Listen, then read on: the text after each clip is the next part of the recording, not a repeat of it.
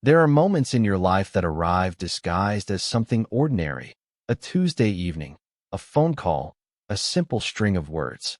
They carry no banner, sound no alarm, and yet they are fault lines, the subtle tremors that precede the complete reshaping of your world. You don't recognize them as they happen. You only understand their weight in retrospect, when you look back from the quiet aftermath and see the precise coordinates of where everything changed.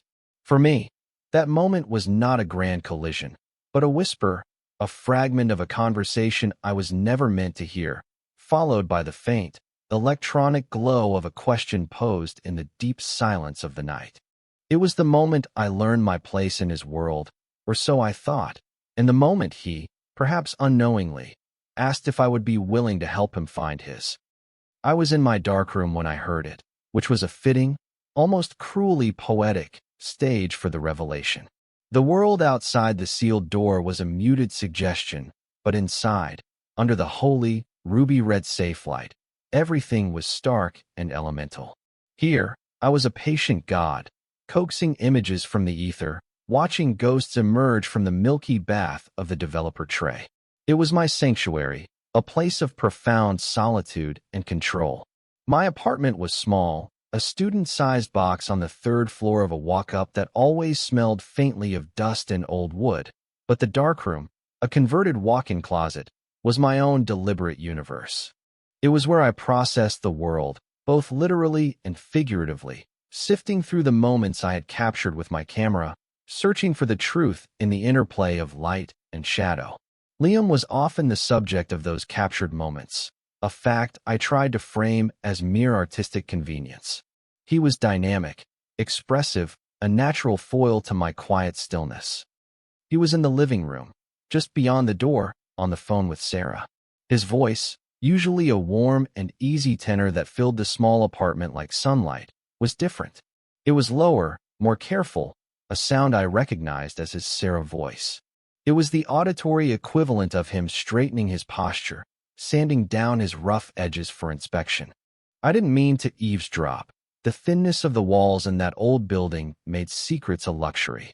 I was holding a dripping print with a pair of bamboo tongs, my focus entirely on the image of a winter bear tree materializing on the paper, its branches like a fractured nervous system against a pale sky. But his words sliced through the alchemical hush of my work, sharp and precise. I heard her name, my name, spoken in the same breath. My hands froze over the tray. No, he's not here, Liam was saying, a small, casual lie. I was, of course, very much here. I was a fixed point in the geography of his weekly life, the North Star to his chaotic orbit. He's probably at the library. We study together sometimes. He helps me with the stat stuff I can't wrap my head around. A pause, the distant, tinny sound of her voice a faint counterpoint. Then came the words that landed like stones in the quiet pool of my chest. Sarah, come on. He's just a study buddy. That's all. Just a study buddy. The phrase was so anodyne, so dismissive. It was a label meant to reassure, to neutralize. And it worked, I supposed. It was a neat, clean box to put me in, stripping away all the messy, complicated truths of the late nights, the shared meals, the easy silences that had come to define our friendship. It erased the way he would show up at my door, exhausted from his consulting gig, his tie loosened and his eyes shadowed with fatigue, not with a textbook in hand, but with a silent plea for sanctuary. It erased the hundreds of hours we had spent not studying, but simply existing in the same space, the air thick with everything we never said. I gently placed the photograph into the stop bath, the chemical sting doing little to distract from the new, sharper sting inside me. The image was fixed, but my perception of my place in his life was now dissolving, the lines blurring into an unrecognizable mess. He saw me as a convenience, a utility, just a study buddy. I felt a cold kind of clarity settle over me, the kind that feels like a sickness. It was the confirmation of my deepest fear, that the space I held for him in my life was cavernous and sacred, while the space I occupied in his was a small, functional closet he could tidy away when company came calling. I finished my work in a haze, my movements mechanical. I rinsed the prints, hung them up to dry on the line strung across the small room, and cleaned my trays with meticulous, almost punishing, precision. Each task was a small act of defiance against the chaos churning within me. When I finally emerged, switching off the red light, and stepping back into the normally lit world, the apartment was silent. A note was on the kitchen counter, scrawled in his familiar, messy handwriting. Had to run. Left you some of the good coffee. See you tomorrow? L. The bag of expensive, small-batch coffee beans sat next to the note, an offering of casual affection that now felt like a tip for services rendered. I swept the note into the trash, my movements clipped and angry. I told myself it was for the best. This sharp, painful clarity was a gift. It was a boundary, clearly marked. I was the friend, the helper, the platonic port in his storm. And that was all I would ever be. Knowing that, truly knowing it, would protect me from my own stupid, hopeful heart. I retreated into the shell of my evening, the silence of the apartment now feeling less like peace and more like absence. I made dinner, read a book I couldn't focus on, and tried to quiet the echoing loop of his words in my head. Just a study buddy. I went to bed early, hoping to outrun my thoughts in sleep. But I lay there for hours, staring at the ceiling, tracing the familiar water stains that looked like a faint, forgotten archipelago. My phone, which I always kept on my nightstand, remained dark. I was foolishly, pathetically grateful for its silence. I didn't think I could bear the cheerful, oblivious normalcy of a good-night text from him. It was sometime after 2 in the morning when the screen finally illuminated the darkness. The sudden light was so jarring it felt like an intrusion. My heart hammered against my ribs, a frantic, trapped bird. It was him. Of course it was him.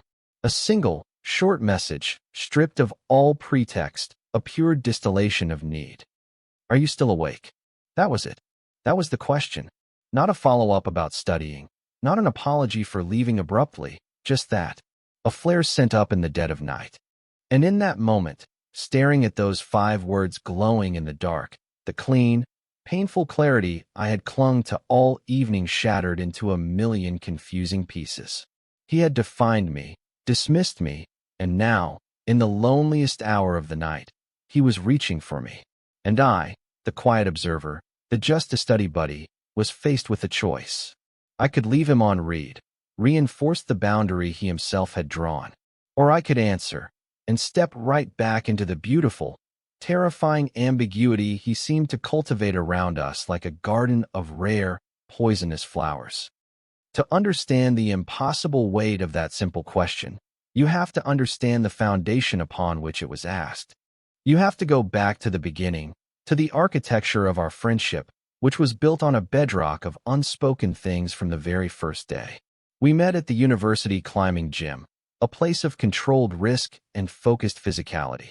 I was there with my camera more often than I was on the wall, drawn to the anatomy of effort, the lines of tension in a climber's back, the chalk-dusted grace of a successful ascent.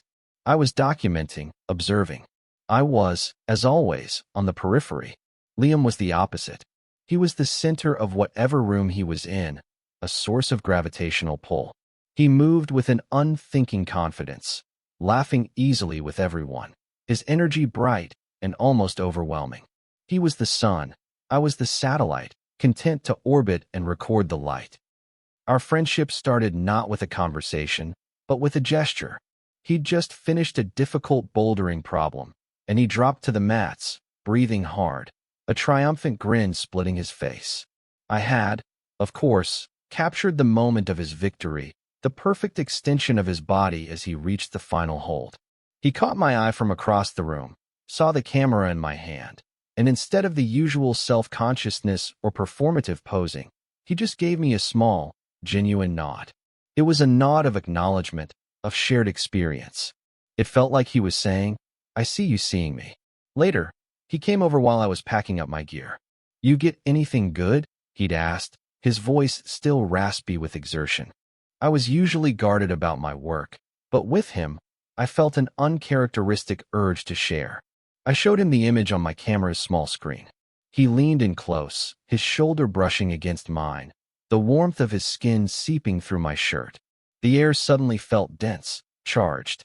He stared at the picture for a long moment. Wow, he breathed out. You made me look heroic. I remember muttering something about the lighting being good, deflecting the compliment. But the truth was, I hadn't made him look heroic. I had simply captured the way I saw him. From there, a friendship bloomed with an ease that felt both miraculous and inevitable. We discovered we were in the same brutal quantitative analysis program, a shared sentence that bonded us immediately. Our study sessions became the backbone of our week. We'd commandeer a corner of the library or, more often, my small apartment, spreading our books and notes across my floor. But the studying was always just the opening act. It would bleed into long, meandering conversations about everything and nothing. Our futures, our families, the weird professors we had, the films we loved. It was during one of those late nights, surrounded by the comfortable chaos of our academic lives, that I realized the nature of my feelings for him had undergone a quiet, seismic shift. He was explaining a complex algorithm, his brow furrowed in concentration, gesturing with his hands, and the late afternoon sun was catching the gold flecks in his eyes. And a thought, unbidden and terrifying, surfaced with perfect clarity. Oh, I'm in love with him. The realization didn't feel like a lightning strike. It was more like the slow, dawning awareness of a chronic condition, a low-grade fever that I would have to learn to live with. It was an ache in my chest when he talked about his girlfriend, Sarah, with an easy, proprietary affection. She was a constant, distant presence in his life. They had been together since high school, and she was now at a university several states away. Their relationship existed mostly through their phones, a series of scheduled calls and pixelated video chats. To me, she wasn't a real person so much as a concept, a symbol of the unbridgeable distance between what I wanted and what I could have. My friendship with Liam was the most important thing in my life, a source of light and warmth I had never expected to find. The thought of jeopardizing it with the clumsy weight of my own feelings was unbearable. So I did what I did best. I observed. I documented. I packed my love for him away, stored it in a light-proof box in the darkroom of my heart, and I became the perfect, platonic friend.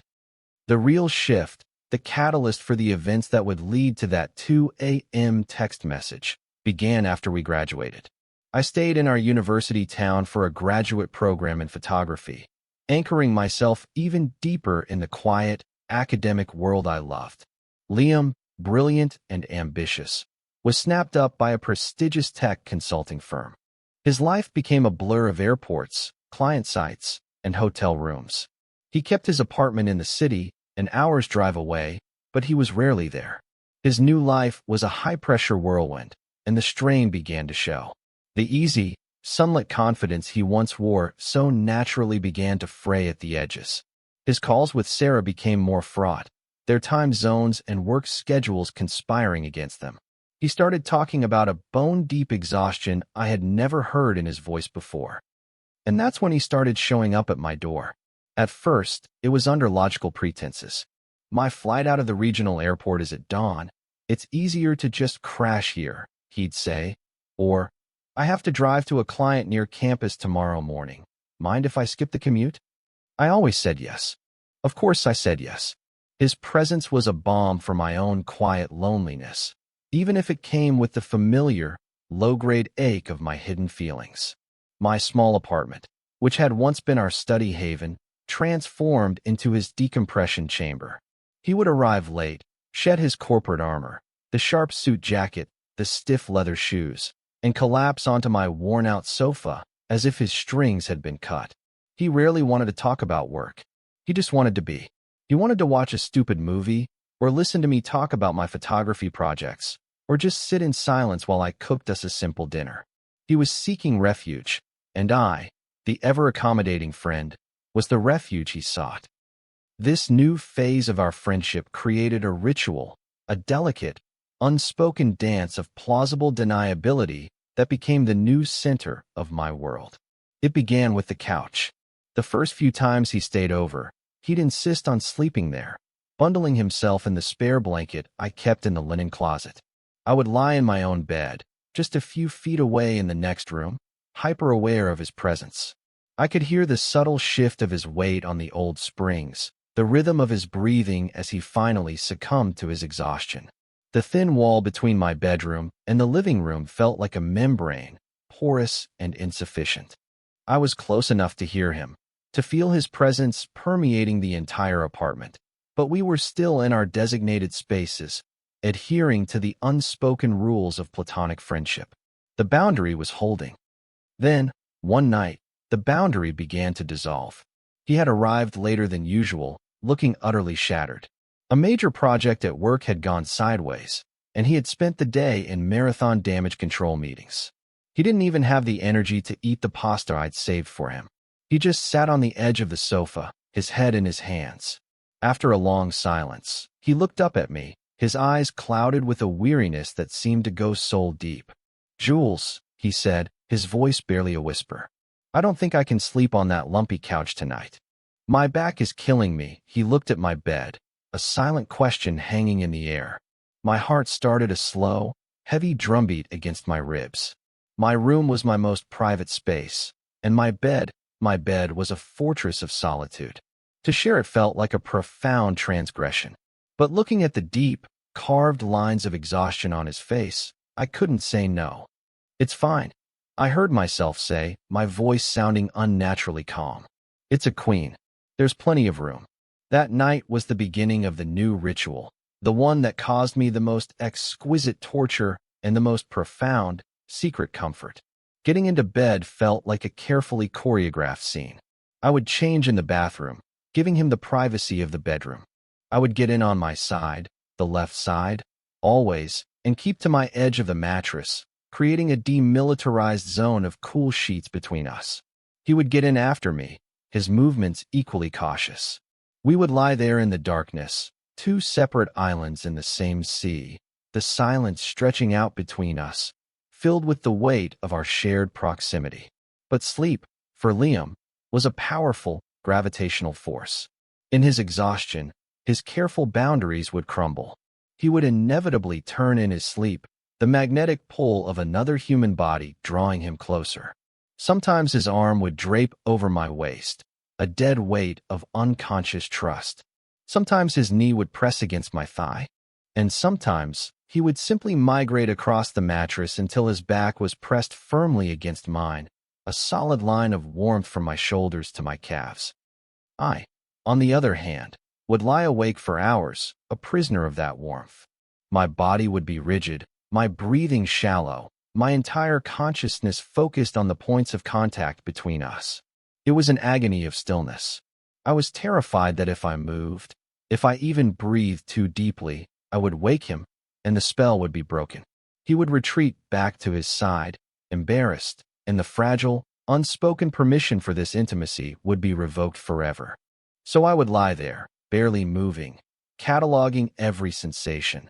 The soft puff of his breath against my neck, the subtle scent of his skin, a clean, soapy smell mixed with his own unique musk, the sheer, undeniable fact of his physical presence in my most private space. I was the keeper of his rest, the guardian of his unconscious vulnerability. It was a role that felt both sacred and agonizingly lonely.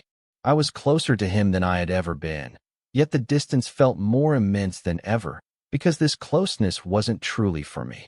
It was for a version of me he had created, the safe friend, the human hot water bottle, the convenient, uncomplicated port in a storm. I developed my own secret ritual within our shared one. Before he arrived, I would always make sure my bedroom door was left just slightly ajar. It was a symbolic gesture, a crack in my own defenses. It was a silent message that I hoped he would one day understand. This space is open to you. You are welcome here. I never knew if he noticed. He would just walk in, drop his bag, and fall into our routine without comment. The open door became a metaphor for our entire relationship, a space of possibility that was never fully entered, a question that was never explicitly asked. It was a state of limbo, a purgatory of hope and anxiety. And it was in this carefully constructed, intensely analyzed world that I was living when he made that phone call to Sarah, the one that brought the whole fragile structure crashing down around me. Just a study buddy. The words had slammed that symbolic door shut, bolted it from his side. And now, his 2 a.m. text message felt like him, standing outside in the cold, knocking on the very door he had just locked. I stared at the glowing screen, the words "Are you still awake?" pulsing in the darkness. My mind raced, a frantic debate between my wounded pride and my deep, unshakable affection for him.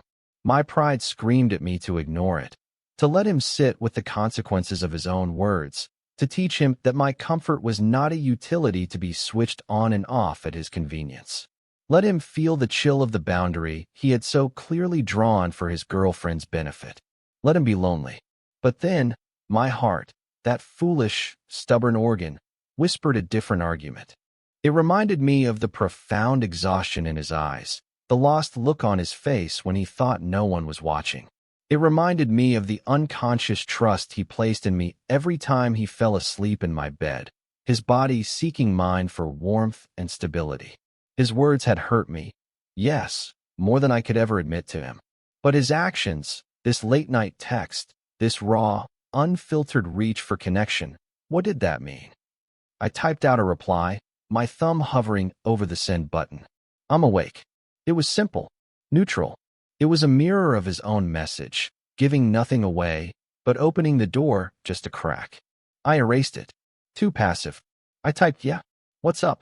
Erased that too. It sounded too much like the accommodating friend, the role I was so tired of playing.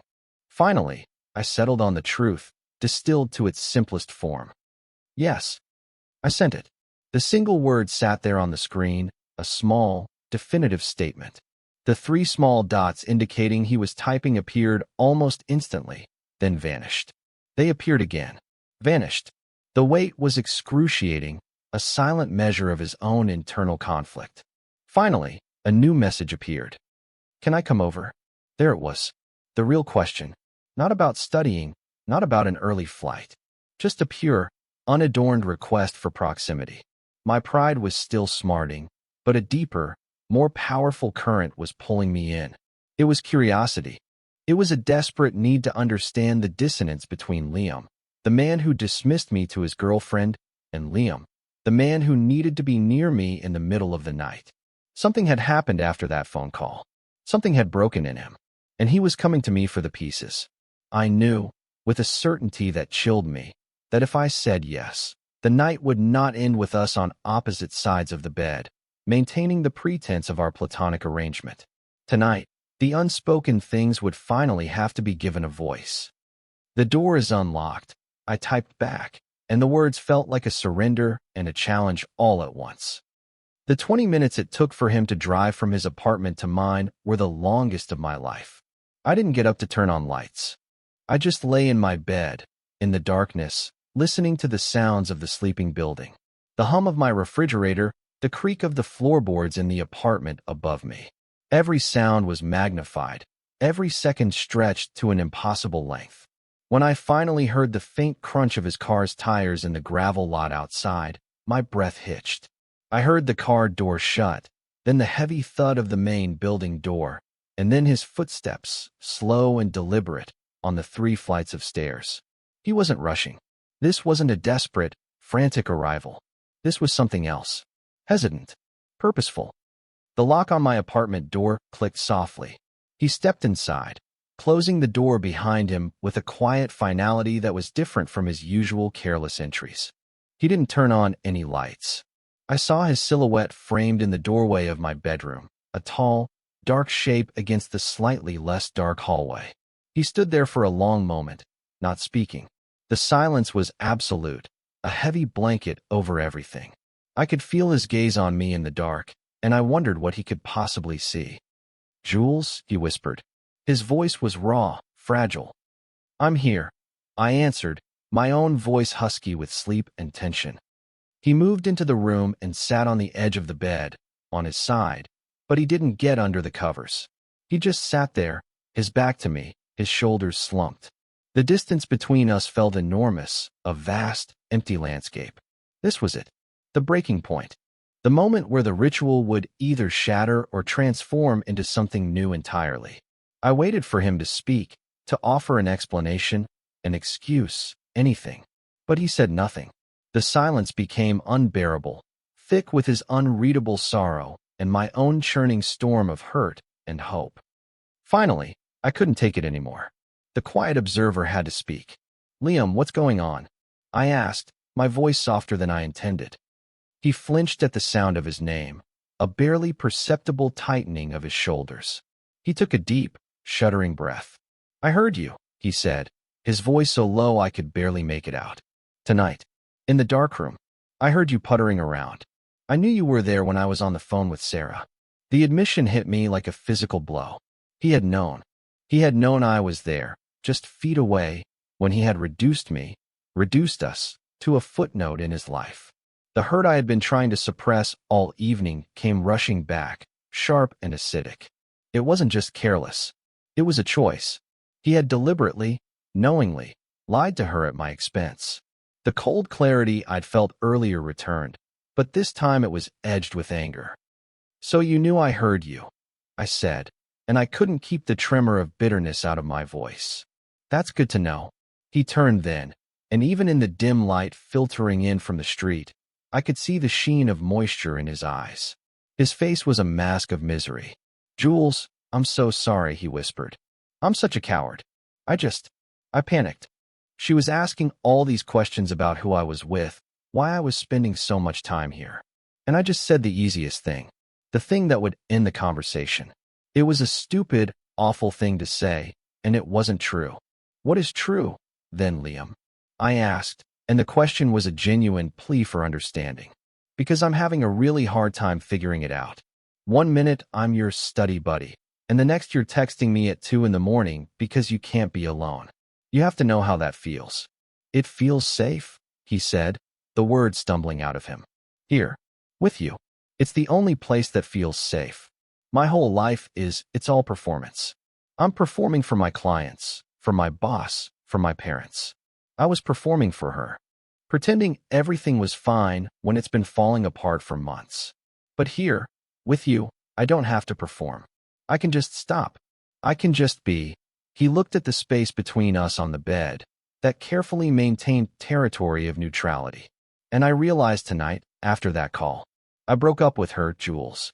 My mind snagged on the words. Broke up with her. The concept of Sarah, the immovable object in the landscape of his life, was suddenly gone. The boundary I had so carefully respected for years had just vanished. But the news didn't bring the rush of triumphant relief I might have once fantasized about. It just added another layer of dizzying complexity to the moment. "You what?" I managed to say. I called her back. I had to. I told her the truth. "Not about you," he added quickly, as if sensing my fear. "Not specifically, but the truth about us. About how it wasn't working, how I wasn't happy, how I haven't been honest with her, or with myself, for a very long time. And the whole time I was talking to her, all I could think about was how I'd lied about you. How I took this thing, whatever this is between us, which is the only real thing in my life right now, and I made it sound cheap. And I couldn't stand it." He ran a hand through his hair, a gesture of pure desperation. "And then I couldn't stand being in my apartment. It just felt so empty. So I came here. I'm sorry. I shouldn't have. I'm messing everything up." He made a move to stand, to leave, to retreat back into his own lonely chaos. And in that moment, I saw the path fork. One way led back to silence, to the safety of our old, unspoken arrangement, which was now irrevocably broken anyway. The other path led into a terrifying, uncharted territory. It required me to stop observing and to finally act. I reached out and put my hand on his arm. His muscles were tense, coiled like a spring. "Don't go," I said. The words were quiet, but they held the weight of years of unspoken feeling. He froze, his gaze dropping to my hand on his arm. He didn't pull away. He slowly sat back down on the edge of the bed, his entire body radiating a tense, questioning stillness. We sat like that for a full minute, my hand on his arm, the darkness a witness to the shifting of tectonic plates beneath us. The air was thick with everything that had been confessed and everything that still hadn't been said. I could feel the frantic, rabbit-fast beat of his pulse under my fingertips. He finally turned his head to look at me, his face just inches from mine. His eyes searched my face in the gloom, looking for something, an answer to a question he hadn't dared to ask. And I saw in his expression not the confident, sunlit boy from the climbing gym, but a man who was utterly lost, adrift on a sea of his own making, and terrified. He had navigated his whole life on a map he now realized was wrong, and my apartment, my presence, was the only landmark he had left. "Jules," he whispered, his voice cracking with vulnerability. "Would it be okay?" He trailed off, unable to finish the sentence. But he didn't need to. I knew what he was asking. It was the question that had been living in the silence between us for months, in the space on the mattress, in the metaphor of the open door. It was the final, terrifying, beautiful step across the line. And my heart, which had been caught in a storm of hurt and confusion, suddenly became very still, very quiet. The fear was still there, a low hum beneath the surface, but it was overshadowed by a profound, overwhelming sense of rightness. This was not a moment of convenience or weakness. This was a confession, a surrender, a plea. I took my hand from his arm and gently, tentatively, cupped his cheek. His skin was cool, and I could feel the slight tremor running through him. I leaned in, closing the final, infinitesimal distance between us. I said yes. The morning after was disorienting, like waking up in a foreign country where I didn't speak the language. The kiss had not been a singular event, but a beginning. It had been tentative at first, a hesitant question met with a soft answer, and then it had deepened into something else, a slow, desperate rediscovery of a landscape we had both been afraid to explore. There were more kisses, each one a sentence in a conversation we had been waiting our whole lives to have. We didn't talk much more that night. The words had been for breaking down the walls. The silence that followed was for building something new in the space we had cleared. He had finally gotten under the covers, but this time there was no demilitarized zone. He had turned to me, and I had turned to him, and we met in the middle, his arms wrapping around me, my head finding its place in the curve of his neck. For the first time, I didn't lie awake cataloging his proximity. I let the warmth of him seep into my bones, and I fell asleep in his arms, feeling, for the first time, not like a guardian of his peace, but a recipient of it. When I woke, sunlight was streaming through the window, and the space beside me in the bed was empty and cold. For a terrifying, heart-stopping moment, I thought I had dreamed it all.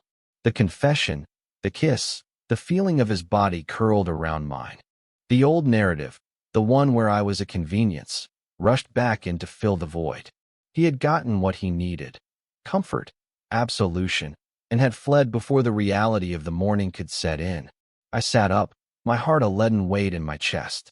Then I saw it. My camera, the old manual one I kept on my dresser, was sitting on his pillow. It was a gesture I understood immediately. It was his way of saying, "This was real. You captured it." A wave of relief, so profound it made me dizzy, washed over me. He hadn't run. He had just left. My phone buzzed on the nightstand. A text from him. "I'm so sorry. I didn't want to wake you. Last night. I don't know what to say. I'm a mess. I need to think." The words were a clumsy jumble of apology and retreat.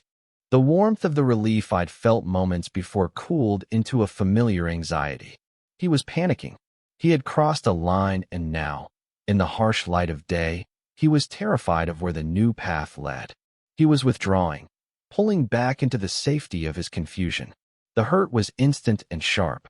After everything, after the vulnerability, the honesty, was he really going to pull away?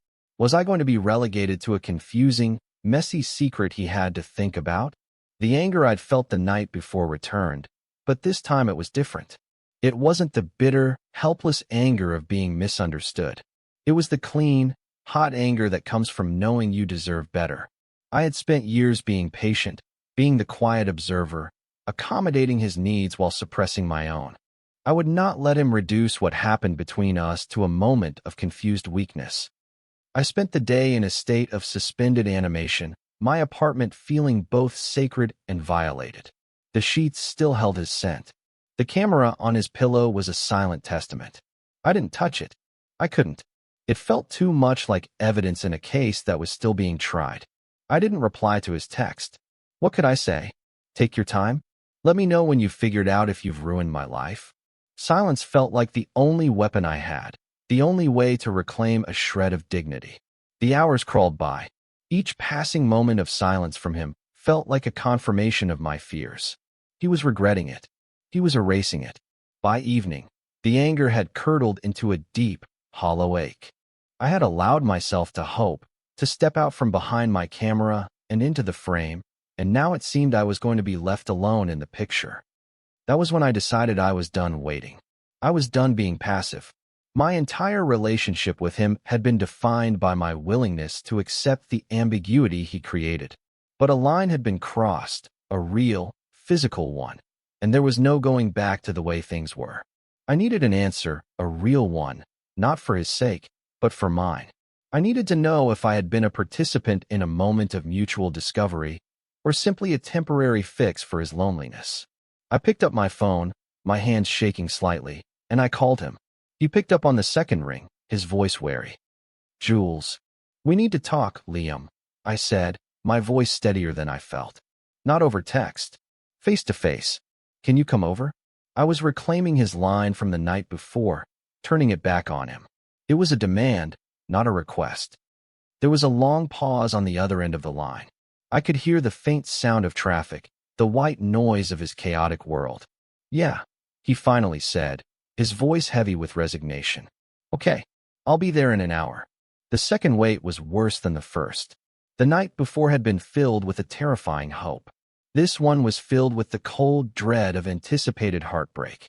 I made coffee, the same expensive beans he had left me, the gesture now feeling like a relic from a different lifetime.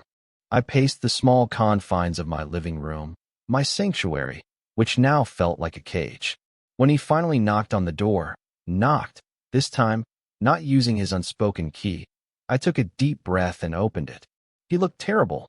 He was still in the same clothes from the day before. His hair was a mess, and his eyes were red-rimmed and shadowed. The confident, sunlit man I had first met was nowhere to be seen. In his place was someone who looked fragile, breakable. He stepped inside, and I closed the door behind him. He didn't move towards the couch or the bedroom. He just stood in the small entryway, looking at me, his face a portrait of conflicted misery. "I'm sorry, Julian," he said, using my full name, which he never did. It created an instant, formal distance between us. "I've made a complete mess of everything. Of your life. I'm so sorry. I don't want your apology, Liam," I said, my voice quiet but firm. "I want an explanation. I want the truth. What was last night to you?" He looked away, unable to meet my eyes. He stared at the floor, at the wall, at anything but me. "I don't know," he whispered. "That's the honest truth. I don't know. Everything is so confused. All I know is that for months, this apartment, being with you, has been the only time the noise in my head stops. It's the only time I feel like I can breathe. And last night, it was selfish. I was hurting, and I came here. I used you. Did you?" I countered, stepping closer to him, forcing him to look at me. "Is that what you think? That you can fake what happened in that bed? That you can fake the way you held me? I've spent months lying next to you while you were asleep, Liam. I know the difference between you seeking unconscious comfort and whatever that was. That was not you using me. That was you being with me. And it terrified you. And now you're trying to diminish it, to call it a mistake, because you're too scared to admit what it really was. My own confession was tumbling out, raw and unfiltered. You think you're the only one who's been confused? I have loved you for years. Years. I have sat in this apartment and watched you with your girlfriend, and I have buried how I feel because I valued our friendship more than anything. I have let you into my home, into my bed, and I have lived on the scraps of affection you were willing to give me because it was better than nothing. So don't you dare stand here in my home and tell me that the first honest moment we have ever shared was a mistake. You don't get to do that. You don't get to be a coward." The silence that followed my outburst was absolute. He stared at me, his eyes wide, his face pale. The confession of my love, the one I had guarded for so long, was finally out in the open, hanging between us. He looked stunned, as if I had physically struck him. And then, something in his expression broke. The conflict, the fear, it all just crumbled, and his face crumpled.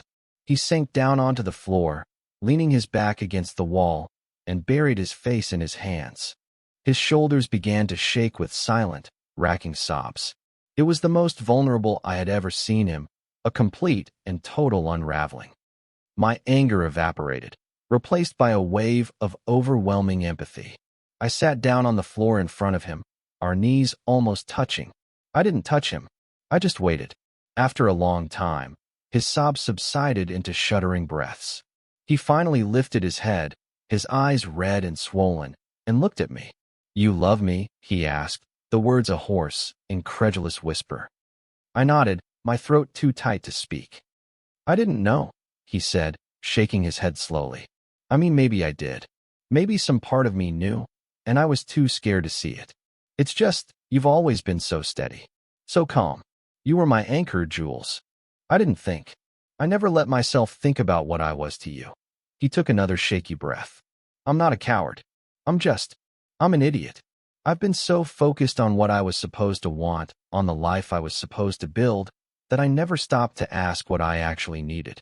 And the answer was always here. It was always you. I didn't know that's what love felt like. I thought it was supposed to be. I don't know. Simpler. Easier. Not this terrifying, essential thing that makes me feel like I can't breathe without it." He reached out, his hand trembling, and gently touched my cheek, mirroring my gesture from the night before. "I'm not scared of you, Jules. I'm scared of myself. I'm scared of how much I need you. I'm scared of how long it took me to see it." And in that moment, sitting on the floor of my apartment, surrounded by the ghosts of our old friendship, the final wall between us came down. The ambiguity that had been our native language was replaced by a brutal, beautiful honesty. There were no more pretenses, no more plausible deniability. There was just the truth, raw and messy and terrifying and wonderful, laid bare on the floor between us. The resolution did not arrive like a thunderclap, but like a slow, quiet dawn. After the confessions and the tears on my hallway floor, we didn't solve everything with a single, cinematic kiss. Instead, we started over with a new and fragile honesty. We talked for hours, really talked, for the first time. We unwound the tangled threads of our friendship, examining every knot of misunderstanding, every moment of unspoken longing. He told me about the crushing loneliness of his job, the slow, painful death of his relationship with Sarah, a bond that had been held together by nostalgia rather than genuine connection. I told him about the quiet ache of watching him from the sidelines, of the life I had built around the careful management of my feelings for him. It was a painful, necessary excavation, digging through years of subtext to finally reach a solid foundation. The ritual of him staying over continued, but its nature was transformed. There was no more pretext. He came over not because he had an early flight, but because he wanted to be with me. When we got into bed, there was no more demilitarized zone, no more cautious positioning. We found our way to each other naturally, a magnetic pull that was now acknowledged, celebrated. Lying in the dark was no longer an exercise in torturous stillness for me. It was a conversation held in breath and warmth, in the simple, profound comfort of a hand finding another in the quiet of the night. His presence was no longer something I had to analyze for hidden meaning. It was the meaning itself. The bedroom door, which I had once left symbolically ajar, we now closed firmly each night. Not to shut the world out, but to consecrate our own, to create a deliberate space that belonged only to us. It was no longer a sign of hesitant possibility, but of quiet certainty. We learned a new rhythm, one based on intention. The small gestures of affection that had once been so fraught with ambiguity were now clear and direct. A casual touch on the arm as we passed in the kitchen, a kiss on the forehead before he left for work, the simple act of making 2 cups of coffee in the morning instead of 1. These small domesticities became the bricks and mortar of our new reality. He started leaving things at my apartment, a toothbrush, a change of clothes, a favorite book. Each item was a small anchor, tethering his life more firmly to mine. My tiny apartment, once just my sanctuary, slowly became our shared home, expanding not in physical space, but in emotional capacity, making room for him, for us. One rainy Saturday, we were in the darkroom together. I was teaching him how to develop a print, guiding his hands in the dim, red light. He was clumsy at first, but patient, his usual restless energy subdued into a focused curiosity. I was watching him, his face illuminated by the safe light, his brow furrowed in concentration as he gently rocked the developer tray. An image was emerging on the paper, one I had taken of him weeks ago, on the morning after his first real confession. He was asleep in my bed, the morning light tracing the line of his shoulder, his face relaxed and peaceful in a way I had rarely seen. He looked at the emerging photograph, then up at me, a slow, wondrous smile spreading across his face. He didn't have to say anything. In the quiet, creative hush of that room, a space once defined by my solitary observation, we were now creating something together. We were bringing a new image to light. And so, we began to heal. We healed from the loneliness that had defined us both in different ways. We healed from the fear of being truly seen. We built our new world not on grand declarations, but on a foundation of quiet moments, of shared silence, of the profound peace that comes from knowing you have a safe harbor to return to, no matter how fierce the storm. The most profound changes, I learned, don't always announce themselves with earthquakes. Sometimes, they begin as a whisper you were never meant to hear. Sometimes, they arrive as a question, typed out on a glowing screen in the loneliest hour of the night. And if you are brave enough to answer, if you are brave enough to unlock the door, you might find that you were not just opening your home, but were, in fact, finally coming home yourself.